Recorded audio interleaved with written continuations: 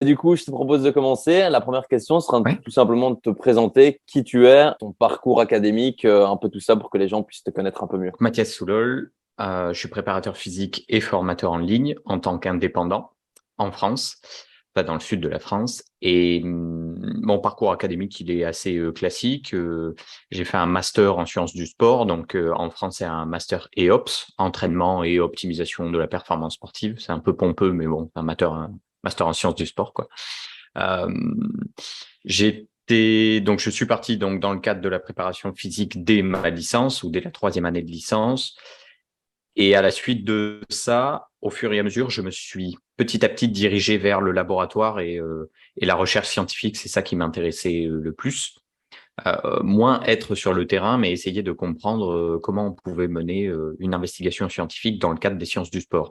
Donc moi, quand j'étais en seconde année de master, je suis parti à l'INSERM, donc qui en France est un institut national de santé et de recherche scientifique et médicale.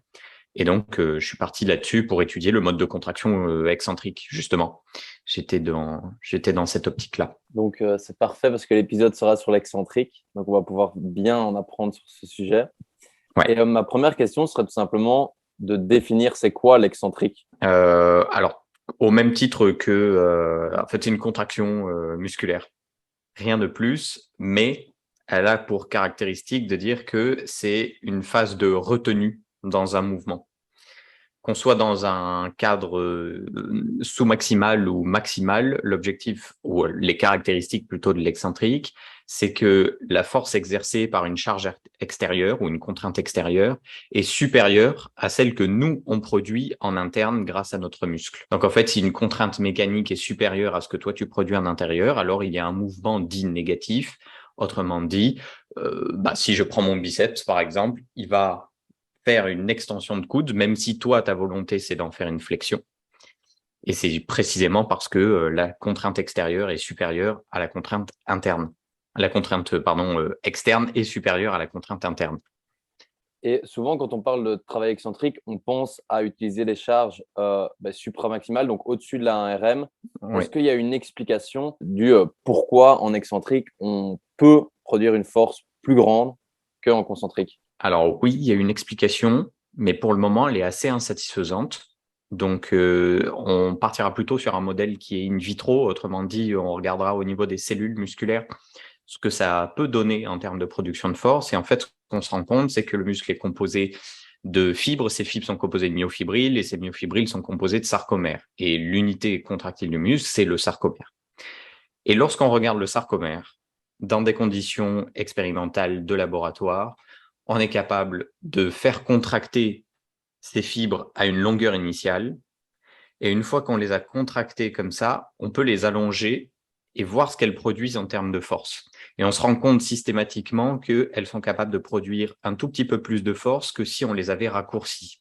Et donc, quand on regarde ce qu'on appelle ce que je viens de décrire comme expérimentation, l'augmentation de force résiduelle, donc c'est comme ça que ça s'appelle dans la littérature scientifique, on peut poser plusieurs hypothèses. La première, c'était que lorsqu'on allonge le sarcomère ou l'unité contractile du muscle, il y a des caractéristiques passives dans le muscle, comme des protéines, qui vont elles-mêmes produire une force passive. Et on pense notamment à une protéine qui s'appelle la connectine ou la titine, c'est la même chose.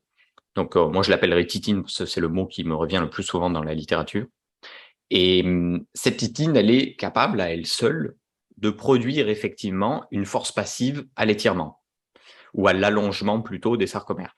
Sauf que si on regarde uniquement sa capacité de production de force passive seule, ça suffit pas pour expliquer l'écart que l'on observe entre de l'isométrie, du concentrique et de l'excentrique. L'excentrique permettant de produire un tout petit peu plus de force que les deux autres modes de contraction, surtout par rapport au concentrique. Et donc, il faut lui rajouter d'autres choses. Et donc, des chercheurs comme Nishikawa, Herzog, Lindstedt et d'autres, Lieber, par exemple, etc., Ward, ils ont postulé ou mis en avant comme hypothèse que cette titine pouvait être sensible au calcium. Et donc, en présence de calcium, il n'est pas impossible que sa raideur, c'est-à-dire sa capacité de production de force maximale en fonction d'une variation de longueur, soit un tout petit peu plus élevée. Ça, c'est une première hypothèse, mais c'est toujours pas satisfaisant. Et donc, l'autre hypothèse, c'est ce que Nishikawa en 2012 a appelé l'hypothèse des filaments enroulés, c'est-à-dire qu'il y a une petite partie de cette protéine, qui est la titine, qui viendrait se fixer sur l'actine en l'enroulant, tout simplement. Et il n'y a qu'une petite partie de la titine qui serait extensible et qui pourrait produire de la force. Et donc, c'est comme si tu prenais un élastique complet, tu vois, tu t'imagines un truc pour les cheveux, là, moi j'en ai pas, mais tu t'imagines une femme généralement pour les cheveux. Bon, ben, cet élastique, si tu le prends de bout en bout, quand tu tires dessus, il y a bien une force passive qui s'exerce et qui suivrait, par exemple, une loi de Hooke complètement linéaire. En fonction de la déformation, il y a une augmentation proportionnelle de force maximale. Mais si je la prends, cet élastique au milieu, que d'une certaine façon, je le pas coupe en deux, mais que mes doigts viennent au milieu de cet élastique et que je ne tire que la partie restante, eh bien, tu remarqueras que pour le même niveau de déformation, il y a une force supplémentaire qui s'exerce. Et donc, c'est un petit peu comme ça que Nishikawa propose le modèle biologique d'explication de cette augmentation de force résiduelle. Donc, c'est peut-être pour ça qu'on produit plus de force en excentrique. Et donc, la titine est présente sur les 3 régimes de contraction. Et alors, ouais, non, non, c'est justement, elle est bien présente dans le sarcomère, mais elle ne semble intervenir qu'à partir du moment où, d'une position initiale de sarcomère, on allonge ce sarcomère. Il y a pas en tout cas, à l'heure actuelle, on comprend pas du tout le rôle de la titine dans une contraction concentrique, tu vois, par exemple. Elle est là, ça c'est sûr, mais a priori, elle fait rien, ce qui serait très surprenant, mais elle fait rien. Donc, pour le moment, dans une contraction concentrique, elle fait rien. Dans une contraction isométrique à courte longueur musculaire ou à gros niveau de raccourcissement d'un sarcomère, elle fait rien non plus. Par contre, elle interviendra sur des grandes longueurs musculaires en isométrie et sur de l'excentrique. Ouais, ok. Un peu compliqué, mais bien expliqué. Ok, bon, j'espère que j'ai bien expliqué. Et maintenant, plus dans la préparation physique, comment tu intégrerais ce travail excentrique, si tu l'intègres? Ouais, je crois que c'est la première question et la plus importante à poser, c'est est-ce qu'il faut l'intégrer? Ouais.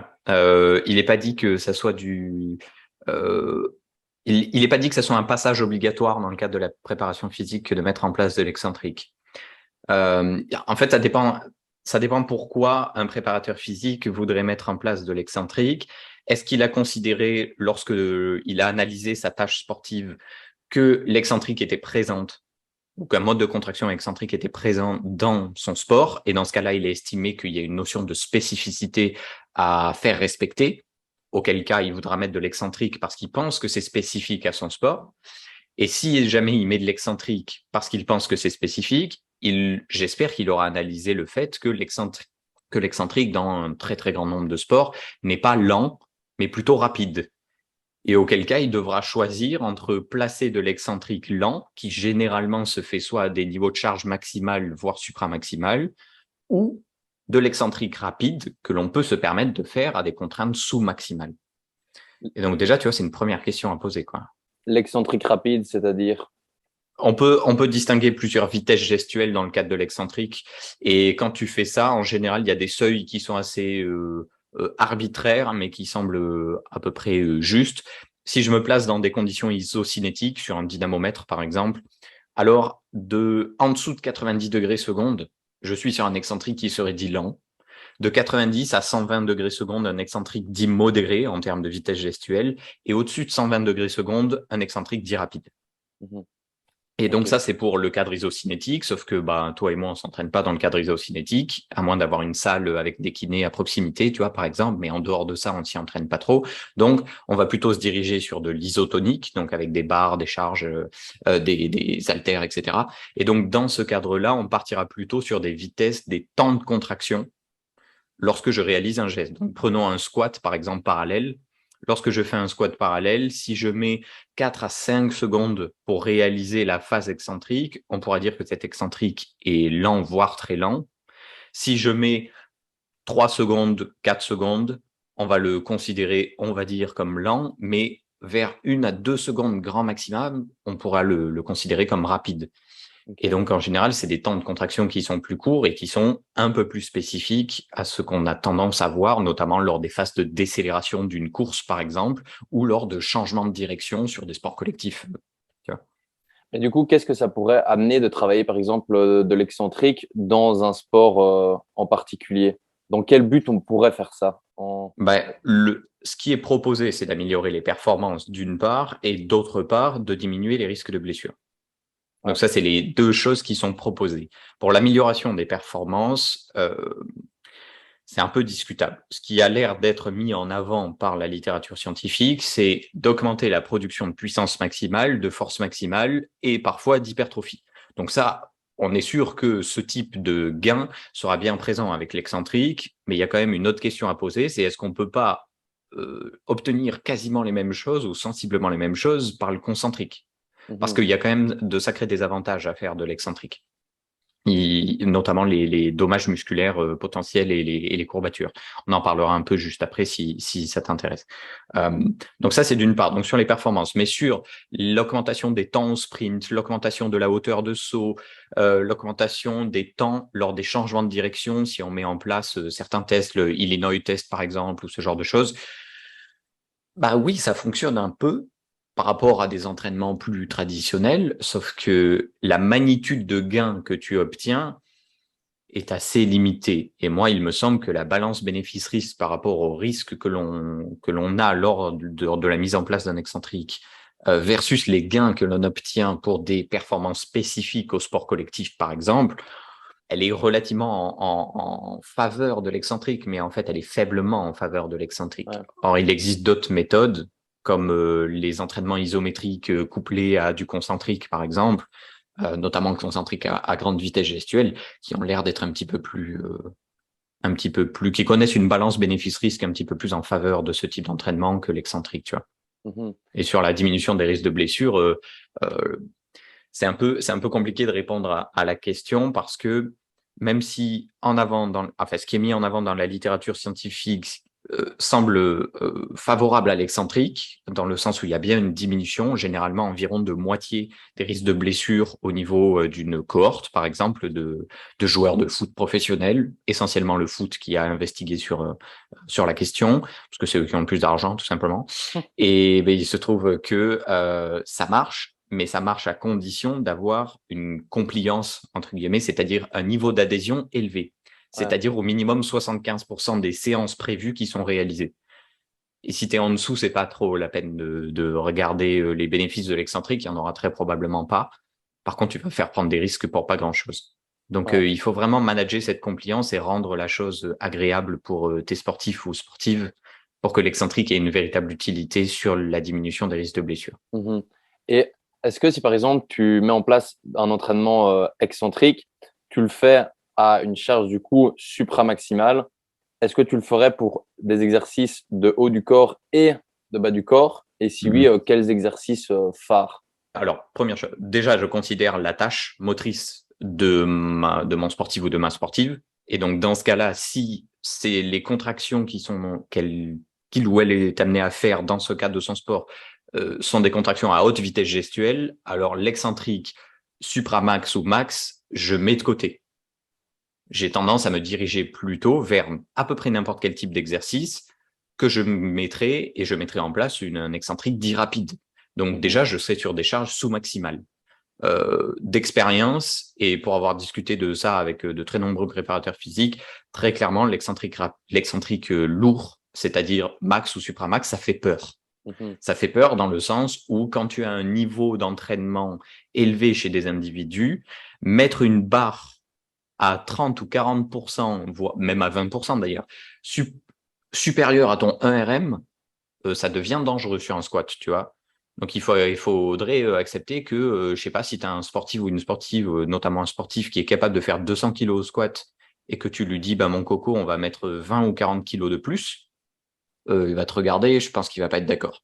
Il va pas être d'accord et a raison. C'est dangereux plus qu'autre chose, tu vois. En plus de nécessité d'avoir, en plus d'avoir la nécessité du matériel, des personnes qui Ouais. viennent t'assister et te parer. Ça demande beaucoup de mise en place, donc de setup assez compliqué. Donc, en fait, à mon avis, ça vaut pas le coup de l'intégrer. Donc, déjà, le Supramax, moi, j'aurais tendance à dire, on oublie un peu, sauf potentiellement sur des machines où la sécurité est déjà mise en place. Mhm. Donc, potentiellement, sur des machines, ça sera beaucoup plus simple de mettre en place de l'excentrique, mais sur des charges libres, il me semble que c'est assez risqué. Donc, première question, est-ce que c'est spécifique ou pas à mon sport? Sinon, moi, j'aurais tendance à oublier l'excentrique max ou supramax, donc me diriger plutôt vers l'excentrique dit rapide. Et puis, d'autre part, quel est le niveau de mon sportif ou de ma sportive? Si c'est un débutant, je ne lui fais pas faire d'excentrique, sinon pendant les 20 prochains jours, il va me regarder, il va me détester. Si c'est un niveau intermédiaire, pourquoi pas? Je trouve ça intéressant. Mais si c'est un niveau avancé, je ne lui fais pas non plus parce que de toute façon, il est déjà trop fort pour que je lui mette des charges de malade, sauf sur une machine où il y a déjà la sécurité qui est assurée. Donc, tu vois, il y a plein de questions à poser. Donc, oui. Ensuite, il n'y a pas d'exo spécifique. Il n'y a pas d'exo phare pour ça. En fait, une contraction excentrique, elle est vraie pour n'importe quel muscle. Donc, à partir de ce moment-là, tu pourrais théoriquement faire de l'excentrique sur à peu près tous les muscles. Moi, j'aurais tendance à faire de l'excentrique essentiellement sur des mouvements polyarticulaires ou sur des mouvements monoarticulaires qui considèrent une zone qui semble être relativement fragile par rapport au risque de blessure. Enfin, en soi, elle n'est pas fragile. Personne n'est fragile. Mais il semblerait que l'incidence des blessures ou la fréquence des blessures soit plus élevée sur cette zone dans tel type de sport, notamment je pense au pattern de course avec l'ischio-jambier et notamment la tête longue du biceps fémoral. Et donc dans ce cas-là, moi oui, j'aurais tendance à mettre de temps en temps de l'excentrique, notamment rapide, pour sur un geste monoarticulaire. Donc pourquoi pas du nordique, pourquoi pas du leg curl assis, tu vois, ce genre de choses. Ouais. Et donc l'excentrique, c'est intéressant aussi pour la prévention des blessures, quoi, pour renforcer un peu les tendons. Tout. Tu renforces tendons, muscles, tissu conjonctif, entre autres, mais en fait, les adaptations ne sont pas ultra spécifiques à un tissu particulier, contrairement à ce que je peux voir à droite à gauche. Mais bon, à partir du moment où il y a une contrainte, la contrainte, elle est sur le complexe musculo-tendineux. Elle n'est pas spécifiquement sur le tendon, elle est plus ou moins répartie en fonction de la qualité du tissu ou en fonction de sa nature. Mais quand je mets de l'excentrique pour, entre guillemets, prévenir les risques de blessure, je ne le ferai qu'à condition que ça maximise l'adhésion à mon programme. Encore une fois, les bénéfices de l'excentrique sur la réduction des risques de blessure lorsqu'on le mesure sur des cohortes et on a des méta-analyses sur le sujet, ça ne fonctionne qu'à condition que l'adhésion ou la compliance soit élevée, c'est-à-dire au-delà de 75% des séances réalisées par rapport à ce qui était prévu. Donc, si j'ai prévu 100 séances et que tu m'en fais 60, c'est pas la peine de compter sur un bénéfice de l'excentrique. Il y sera probablement absent. Mais si tu m'en fais plus de 75, oui, il est possible qu'il y ait déjà des gains assez intéressants. Mais du coup, est-ce que c'est intéressant d'intégrer le travail excentrique lors de certains macrocycles ou de vraiment le mettre tout au long d'une saison? Ouais, moi, j'aurais tendance à pas le mettre tout au long d'une saison quand même. J'aurais tendance à le mettre de manière assez spécifique, déjà premièrement éloigné des compétitions, parce qu'il y a quand même une fatigue neuromusculaire et potentiellement certains marqueurs de dommages musculaires notamment, mais essentiellement sur les courbatures. C'est pas tout à fait la même chose, qu'importe, qui sont assez élevés, quoi. Et on met du temps à récupérer l'excentrique, un petit peu plus que si on avait fait un autre mode de contraction, notamment l'isométrie ou enfin concentrique, pardon, où on récupère assez vite.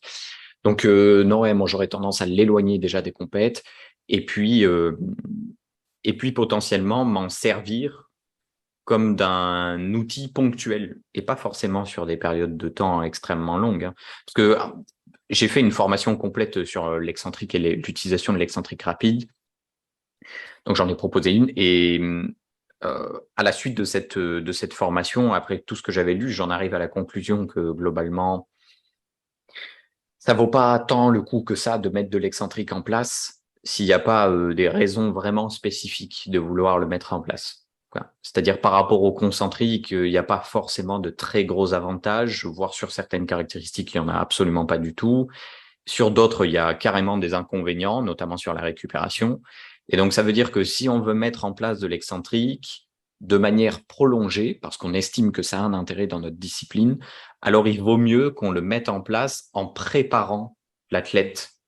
Et donc, comment préparer l'athlète? Soit on l'expose à de l'excentrique assez fort, on le laisse se reposer et on fera une seconde exposition avec l'entraînement. Et dans ce cas-là, on risque d'observer que les courbatures sont moindres par rapport à la première exposition. Donc, on appelle ça un effet protecteur. Et cet effet protecteur, on peut aussi le mettre en place grâce à des contractions isométriques sur des grandes longueurs musculaires.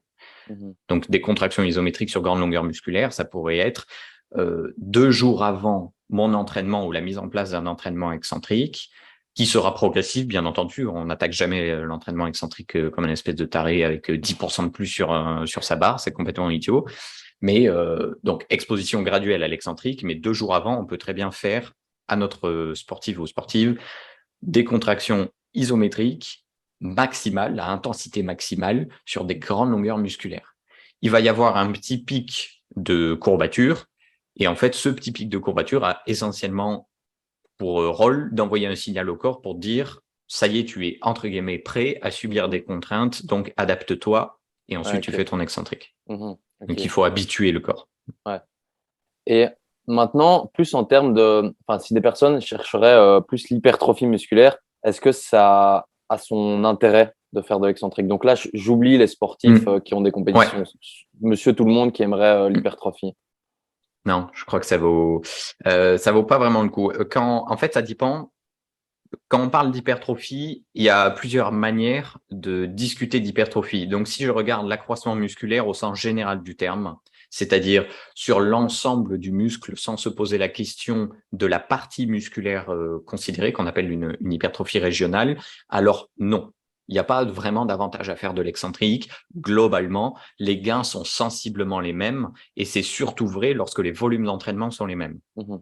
Lorsque les volumes d'entraînement sont identiques, les gains sont identiques entre excentrique et concentrique ou sensiblement identiques. Il n'y a pas forcément à l'heure actuelle de raison de penser que l'excentrique produira davantage de gains de masse musculaire si le volume d'entraînement est identique ou sur la quantité de travail mécanique est identique pour un même muscle. Donc ça, c'est d'une part. Mais si on regarde section musculaire par section musculaire, c'est-à-dire hypertrophie régionale, alors sur la partie distale du muscle, on a une tendance à observer des gains supplémentaires de l'excentrique par rapport aux autres modes de contraction, notamment concentriques.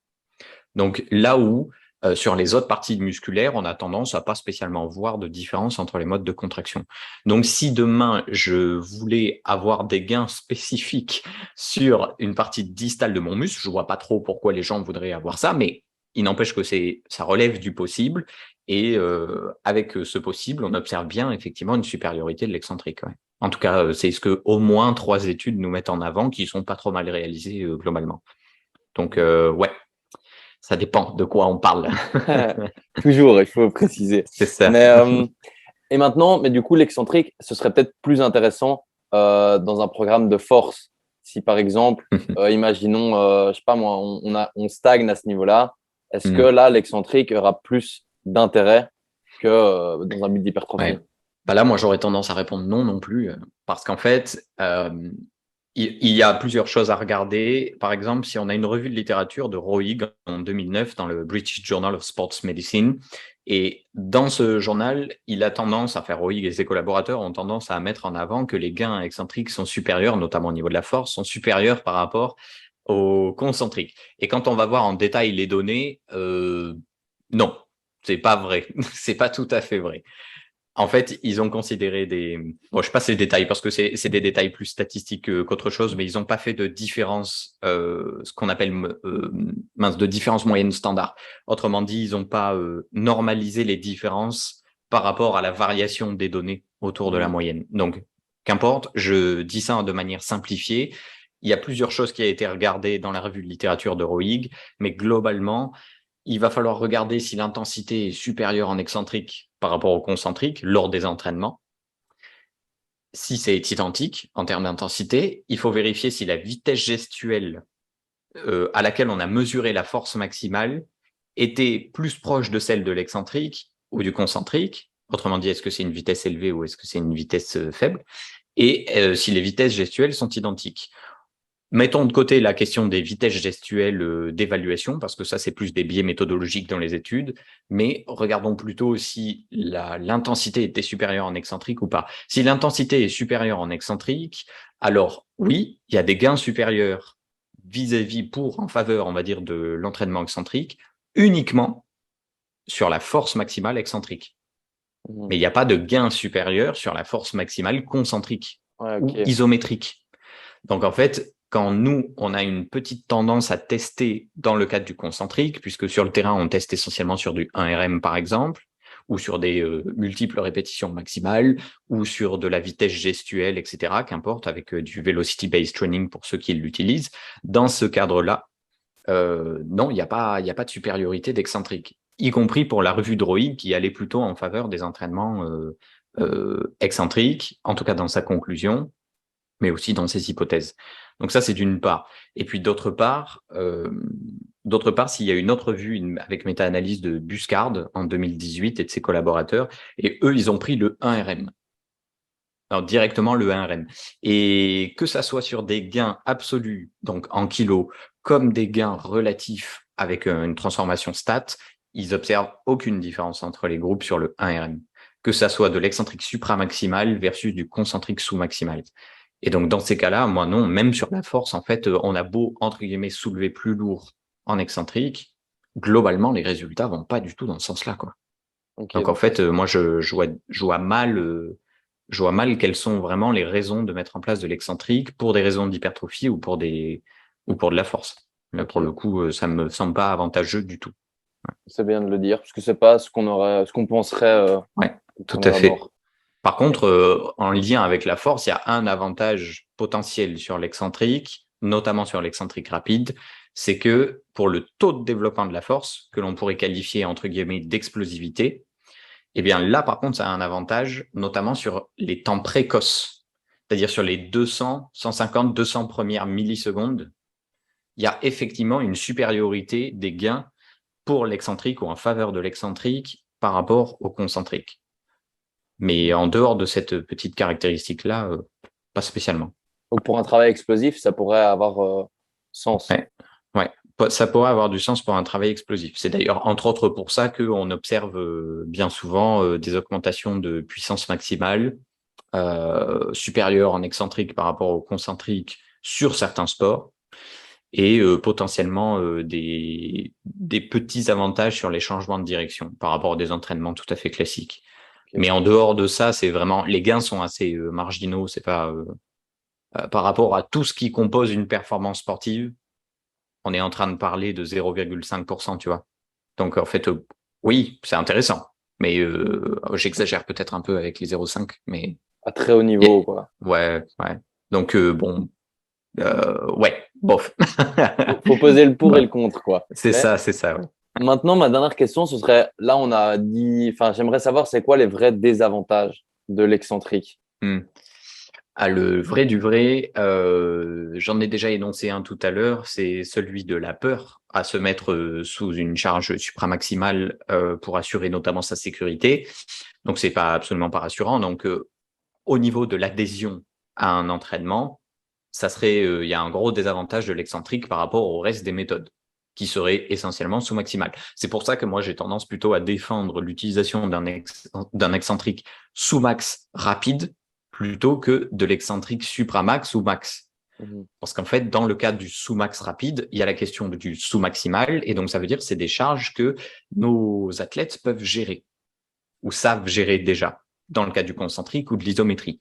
Et donc, dans ces cadres-là, moi, j'aurais tendance à plutôt me diriger vers du sous-maximal rapide, parce qu'en plus, il y a une notion de spécificité qui me semble intéressante. Les autres désavantages, c'est la fatigue qui est induite par un mode de contraction excentrique qui a tendance à être un tout petit peu plus longue que par rapport au concentrique, que ça soit en périphérie comme au niveau central, c'est-à-dire, entre guillemets, au niveau nerveux. Donc, que ça soit l'un ou l'autre, il y a quand même quelques petits désavantages. Bon, ça dépend des protocoles. Il y a un dernier protocole d'une équipe de Royer, par exemple, qui a mis en avant qu'à la quantité de travail identique, la part centrale, donc entre guillemets nerveuse, au niveau de la fatigue, était sensiblement identique entre les modes de contraction, entre concentrique et excentrique, lorsqu'on faisait faire des contractions maximales dans l'un et dans l'autre, à quantité de travail identique. Mais dans d'autres protocoles, comme celui de Nosaka, pardon, Jubo et je sais plus le troisième, qu'importe, quand ils ont mis le Souron, voilà, c'est l'étude de Souron, quand ils ont mis en place un niveau de fatigue équivalent, pas une quantité de travail équivalent, mais un niveau de fatigue équivalent, une diminution entre 40 et 60% de force maximale volontaire isométrique, là, ils observent bien une fatigue supérieure de l'excentrique. Mhm. Donc, si on se retrouve dans des situations où l'excentrique où on a accepté que l'excentrique diminuait plus les capacités de force maximale d'un individu, autrement dit qu'il fatigue plus, alors que ça soit au niveau périphérique et central, effectivement, il y a bien au niveau des mécanismes de la fatigue la preuve que l'excentrique met plus longtemps à récupérer que le reste des modes de contraction. Mais à quantité de travail identique, pas forcément au niveau central, par contre, ça met quand même plus longtemps à récupérer aussi, notamment au niveau périphérique. Probablement parce que ça a causé probablement plus de micro-dommages. Ouais, donc au final, pour résumer, travail d'excentrique, ça peut être intéressant, mais vraiment en fonction de ce qu'on recherche principalement. Est-ce que ça vaut le coup de Ouais, prendre le risque de faire de c'est l'excentrique ça. en fonction de ce qu'on espère obtenir, quoi. Tout à fait. Il y a une vraie balance bénéfice-risque à quantifier. Il faut se mettre Mhm. d'accord là-dessus, mais il y a des pour et des contre, hein. Encore une fois, l'excentrique n'est pas complètement à sortir de l'équation, hein. Ça a un véritable intérêt pour le taux de développement de la force, ça a un véritable intérêt pour la question de la spécificité en prépa physique, mais il y a quand même quelques désavantages et parfois, en fait, désavantages, quelques inconvénients, et parfois les avantages ne sont pas forcément là où on le pense. Sur Mhm. l'hypertrophie et la force, par exemple, c'est vrai que c'est assez contre-intuitif, mais pourtant ce sont bien les résultats de la littérature scientifique.